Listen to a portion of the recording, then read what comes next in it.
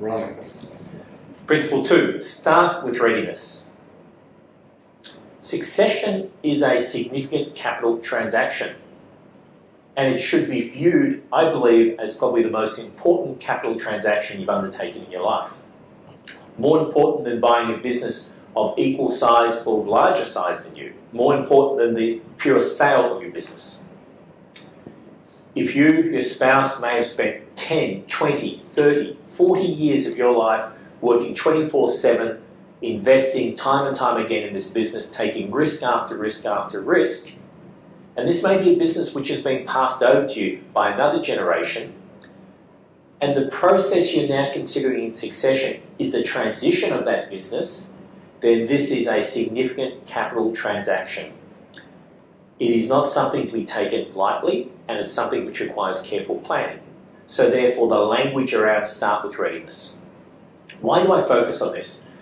What we see time and time again is succession is something which gets drifted in and out of. Oh yes, I need to think about succession. I need to think about whether someone else, the kids want to come into the business, or maybe I need to sell it. I'm too busy, I'll do it some other time. Or no, we've started the succession process. We started several years ago, but we just haven't quite got to it yet. We've had a couple of meetings, but it hasn't advanced. Succession tends to be something which often is fitted in when there's an opportunity to talk about it. Succession is far more important than that. And if you view it as a key capital transaction, then that seems to draw the attention of the processes which are required. A poor succession process, a process which doesn't get the attention it needs, can quite honestly wipe out your business very quickly. It mightn't do it this generation, it may do it the next generation because there was not proper preparation. Processes, governance structures weren't put in place, and therefore when it passes in the next generation it falters. So a good analogy is to consider buying a business of the same size. If you were to be buying a business the same size of yours, you would turn around and say, this is a major capital investment.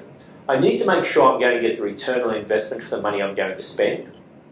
I'm going to bring my professional advisors with me. I'm going to undertake the due diligence. I'm going to look at this carefully. I'm going to plan for it. I'm going to make sure there's a team which is dedicated to it and is giving sufficient time. I'm going to create and craft the space which is needed to ensure we do this well, and we're going to spend the money which we need to spend. The journey of succession is no different. It, however, goes over a longer period of time and therefore needs even stronger processes and stronger controls. The incumbent team, the next generation team, must get ready for the succession process. It's going to take time, commitment, and motivation. It's a critical change management program. It's going to require a clear start, it's going to require a clear process, and it's going to require goals which are measurable and visible to everyone. So you should now be beginning to get a sense of, when we talk about start with readiness, we're talking about a commitment into a project which is going to have a life for a period of time. You should be establishing a process, you should formalise it, you should timetable it, you should monitor it, you should commit necessary resources, you should bring in independent professional advice to support you, you should discuss it openly, you should identify limitations, you should put resources against those limitations, those barriers to remove them, and you should monitor your process or your progress as you go forward. There are clear processes. So we have a guide which is available, which you can download from any of the Baker Tilly international firms, which actually sets out a process for you, a process which you can follow. The process that you'll see in the guide is very simple, and I'll just explain the context very quickly. The process is about establishing the goals of what you want to achieve from the succession process.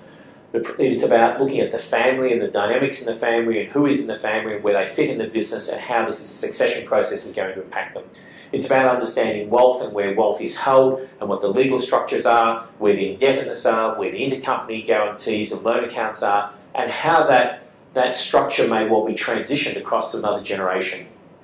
It's about critically looking at the business and the strategic planning for the business and where the business needs to go to. It's about considering legacy. It's about considering your needs, the needs of the current generation, and the needs of the future generation in terms of financial requirements. There is a process which you can walk through which considers each of these in turn and allows you to get to a point where you list out all the possible options, you select the best option to achieve your goals, you then look at the implications of that from a taxation and estate planning basis, and then you walk forward to execute that. So there are simple processes which you can follow. It's important to get that process in place. The other point I just wanted to touch on is to come back on a comment I made just a few seconds ago, that succession can take 3 to 5 years. That is not unusual.